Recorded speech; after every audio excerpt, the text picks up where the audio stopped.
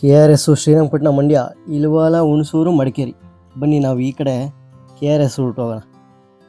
ನಾವಿವಾಗ ಈ ರೂಟ್ ಹೋಗೋಣ. ಇಲ್ಲಿ ಬೆಳಗುಳ ರೈಲ್ವೆ ಸ್ಟೇಷನ್ ಇದೆ.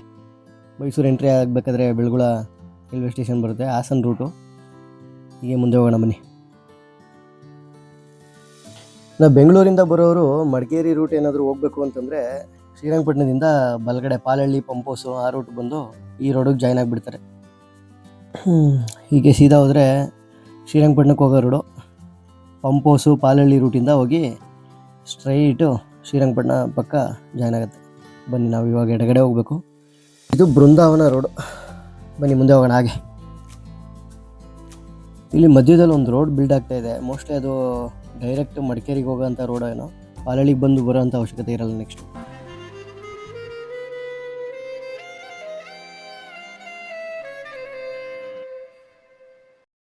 ಇದು KRS ಬರೋಂಥ ಎಂಟ್ರೆನ್ಸ್ ಇದು. ಇಲ್ಲಿ ಬಲಗಡೆಗೆ ಸಂತೆ ನಡೆಯುತ್ತೆ, ಭಾನುವಾರ ಸಂತೆ ನಡೆಯುತ್ತೆ. ಇದು ಮೇಯ್ನು KRSಗೆ ಡಿವೈಡ್ ಆಗುತ್ತೆ. ಇಲ್ಲಿಂದ ಎಡಗಡೆಗೆ ಒಂದು ರೋಡ್ ಡಿವೈಡ್ ಆಗುತ್ತೆ, ಬಲಗಡೆಗೆ ಒಂದು ರೋಡ್ ಡಿವೈಡ್ ಆಗುತ್ತೆ. ಬನ್ನಿ ಹಾಗೆ ಮುಂದೆ ಹೋಗೋಣ.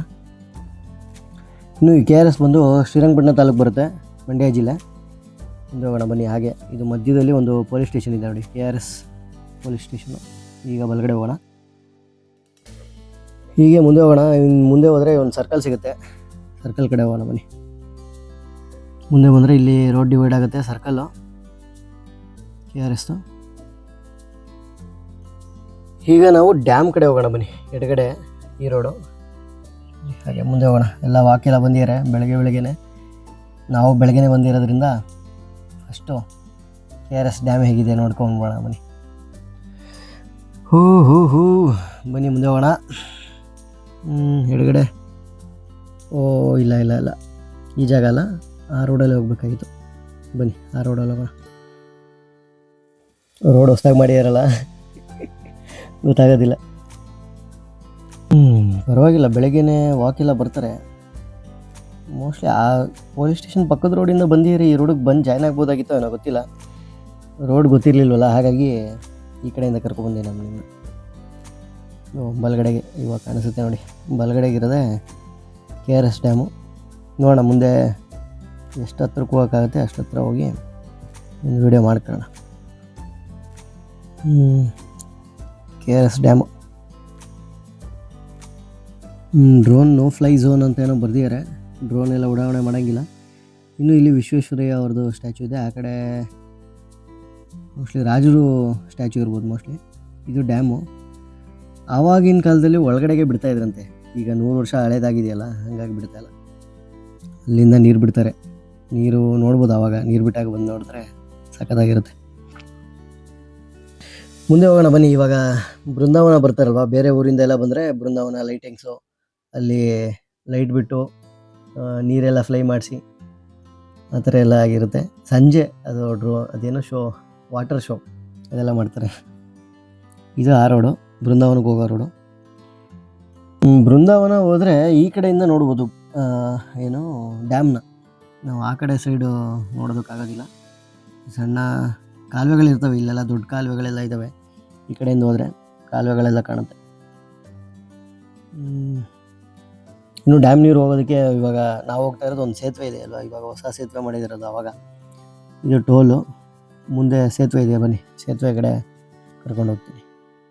ಇನ್ನು ಇಲ್ಲಿಂದ ಸ್ಟಾರ್ಟ್ ಆದರೆ ಅಲ್ಲಿ ತನಕ ಈ ಮೀನಿಂದು ಫಿಶ್ ತವಾ ಫ್ರೈ ಅದೇ ಸ್ಟಾರ್ಟ್ ಆಗುತ್ತೆ ಅಂಗಡಿಗಳು. ಇಲ್ಲಿಂದ ಡೌನ್ ಹೋಗೋಣ ಬನ್ನಿ. ಇನ್ನು ಸೇತುವೆ ಇಲ್ಲಿಂದ ಸ್ಟಾರ್ಟ್ ಆದರೆ ಹೆಚ್ಚು ಕಡಿಮೆ ಒಂದು ಅರ್ಧ ಕಿಲೋಮೀಟ್ರ್ ಆದರೂ ಇದೆ, ಅರ್ಧ ಮುಕ್ಕಾಲು ಕಿಲೋಮೀಟ್ರ್ ಆದರೂ ಈ ಸೇತುವೆ ಇದೆ. ಮುಂದೆ ಸ್ಟ್ರೈಟ್ ಬಲಗಡೆಗೆ ಇವಾಗ ಸೂರ್ಯೋದಯ ಆಗ್ತಾಯಿದೆ. ಅವಾಗೆಲ್ಲ ಸೈಕಲಲ್ಲೇ ಬರ್ಬೋದು ಇಲ್ಲಿಗೆಲ್ಲ ಆರಾಮಾಗಿ ನಾವು ಮೈಸೂರವರು. ಸೂರ್ಯೋದಯ ಆಗ್ತಾಯಿದೆ ಬಲಗಡೆ. ಇದು ಶ್ರೀರಂಗಪಟ್ಟಣ ಹೋಗುತ್ತೆ ಕರ್ಕೊಂಡು ನೀರು. ಮುಂದೆ ಹೋಗಿ ಶ್ರೀರಂಗಪಟ್ಟಣದಲ್ಲಿ ಮತ್ತೆ ಡಿವೈಡ್ ಆಗಿ ಮತ್ತೆ ಹೋಗಿ ಮುಂದೆ ಸಂಗಮ ಆಗುತ್ತೆ. ಎಡಗಡೆ ಇರೋದೆ ಕನ್ನಂಬಾಡಿ ಕಟ್ಟೆ. ಸೇತುವೆ ಎಷ್ಟು ದೊಡ್ಡದಾಗಿದೆ ನೋಡಿ. ಆವಾಗ ಆ ಕಾಲದಲ್ಲೆಲ್ಲ ಆ ಸೇತುವೆ ಮೇಲೆ ಈ ಕನ್ನಂಬಾಡಿ ಮೇಲೇ ಬಸ್ಗಳು ಓಡಾಡ್ತಾಯಿತ್ತು ಅಂತಂದರೆ. ನಾವು ಹೋಗಿಲ್ಲ. ಇನ್ನು ಇಲ್ಲಿ ಮುಂದೆ ಬಂದರೆ ಎಡಗಡೆಗೆ ಬೃಂದಾವನ ಇದೆ. ಬೃಂದಾವನಕ್ಕೂ 100 ರೂಪಾಯಿನೋ ಟಿಕೆಟ್ ಇರ್ಬೋದು ಮೋಸ್ಟ್ಲಿ. ಈ ಕಡೆ ಎಡಗಡೆಗೆ ಹೋದರೆ ಬೃಂದಾವನ. ಸಂಜೆ ಮೇಲೆ ಪ್ರಿಫರ್ ಮಾಡ್ತಾರೆ ಎಲ್ಲ. ಮುಂದೆ ಹೋಗೋಣ ಬನ್ನಿ. ಇನ್ನು ಇಲ್ಲಿಂದ ಸ್ಟಾರ್ಟ್ ಆದರೆ ಎಲ್ಲ ಈ ಫಿಶ್ಶು, ತವಾ ಫ್ರೈ, ಕಬಾಬು, ಬರೀ ಆ ಅಂಗಡಿಗಳೇ. ಆವಾಗ ಒಂದು 2 ಅಂಗಡಿ ಇದ್ದಿದ್ದು, ಇವಾಗ ಈ ಜಾಗದಿಂದ ಆ ಜಾಗದ ತನಕ ಒಂದು 40-50 ಅಂಗಡಿಗಳಾಗ್ಬಿಟ್ಟಿದೆ. 40 ತನಕ ಇಲ್ವೇನೋ, ಮೋಸ್ಟ್ಲಿ ಒಂದು 30 ಆದರೂ ಇದೆ. 30 ಅಂಗಡಿಗಳಾದರೂ ಇದೆ ಬಲಗಡೆಗೆ ಎಡಗಡೆಗೆಲ್ಲ 2 ಕಡೆನೂ. ಮುಂದೆ ಹೋಗೋಣ ಬನ್ನಿ. ಇನ್ನು ಇದೇ ರೋಡಲ್ಲಿ ಮುಂದೆ ಹೋದರೆ ಬಲಗಡೆಗೆ ಒಂದು ದೇವಸ್ಥಾನ ಇದೆ. ಈ ವೇಣುಗೋಪಾಲ ಸ್ವಾಮಿ ದೇವಸ್ಥಾನ ಅದು. ಇಲ್ಲಿ ಬಲಗಡೆ ಕಾಣಿಸ್ತಾ ಇದೆಯಲ್ಲ, ಅದು ಒಂದು ದೊಡ್ಡ ಕಾಲುವೆ ಇದೆ, ಅದ್ರ ಪಕ್ಕದಲ್ಲೇ ಇದೆ ವೇಣುಗೋಪಾಲ ಸ್ವಾಮಿ ದೇವಸ್ಥಾನ ಬಲಗಡೆದು. ಇನ್ನು ಇಲ್ಲಿಂದ ಮುಂದೆ ಹೋದರೆ ಅಲ್ಲಿ ಹೋಟೆಲ್ ಕಾಣುತ್ತೆ ಒಂದು. ಈ ಹೋಟೆಲ್ ದೋಸೆ ಪಾಯಿಂಟ್ ಅಂತ ಅಂದ್ಬಿಟ್ಟು ಚೆನ್ನಾಗಿ ದೋಸೆ ಕೊಡ್ತಾರೆ. ಅಲ್ಲಿ ಟೀನು ಸೂಪರಾಗಿರುತ್ತೆ. ಒಂದು ಸಲ ಬಂದರೆ ಈ ಕಡೆ ಟ್ರೈ ಮಾಡಿ, ಸಖತ್ತಾಗಿರುತ್ತೆ. ಇನ್ನು ಇಲ್ಲಿಂದ 2 ರೋಡ್ ಡಿವೈಡ್ ಆಗುತ್ತೆ. ಬಲಗಡೆಯಿಂದ ಹೋಗ್ಬೋದು, ಎಡಗಡೆಯಿಂದ ಹೋಗ್ಬೋದು. ಇನ್ನು ಎಡಗಡೆ ಹೋಗ್ಬೇಕು ನಾವು, ಬನ್ನಿ ಎಡಗಡೆ ಹೋಗೋಣ.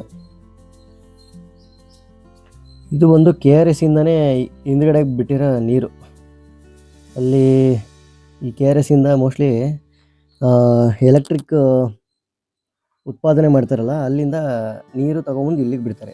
ಇದರಿಂದ ನೆಕ್ಸ್ಟ್ ಕಾಲುವೆಗಳಿಗೆ ಹರಿದೋಗುತ್ತೆ. ಮುಂದೆ ಕಾಣಿಸುತ್ತೆ ಇಲ್ಲಿ ಬಲಗಡೆ. ಇಲ್ಲಿ ಎಡಗಡೆಗಿರೋದು ಇಲ್ಲಿ ವೆಹಿಕಲ್ಗಳೆಲ್ಲ ತೊಳ್ಕೊಳ್ಳೋದಕ್ಕೆ ಅಂತ ಒಂದು ಸ್ವಲ್ಪ ಜಾಗ ಮಾಡ್ಕೊಂಡಿದ್ದಾರೆ. ಇಲ್ಲೊಂದು ಸೇತುವೆ ಇದೆಯಲ್ಲ ಸಣ್ಣದು. ಇಲ್ಲಿ ಬಲಗಡೆಗಿರೋದೇ ಅಲ್ಲೇ ವಿದ್ಯುತ್ ಉತ್ಪಾದನೆ ಘಟಕ ಏನೋ ಇದೆ. KRS ನೀರು ಅಲ್ಲಿಗೆ ಬಂದು ಅಲ್ಲಿಂದ ವಿದ್ಯುತ್ ಉತ್ಪಾದನೆ ಮಾಡಿ ಈ ಕಡೆಗೆ ನೀರು ಬಿಡ್ತಾರೆ. ಆ ಥರ ಏನೋ ಇದೆ. ಮೋಸ್ಟ್ಲಿ ಕೆಲವೊಂದು ವೀಡಿಯೋದೆಲ್ಲ ನೋಡಿರ್ತೀರ, ಒಳಗಡೆನೂ ಹೋಗಿ ಸರ್ ವೀಡಿಯೋಗಳನ್ನ ಮಾಡಿರ್ತಾರೆ. ಹಾಗೆ ಮುಂದೆ ಹೋಗೋಣ ಬನ್ನಿ. ಸ್ಟ್ರೈಟ್ ಹೋದರೆ ಬಲಗಡೆಗೆ ಕಟ್ಟಾಗುತ್ತೆ ರೋಡು.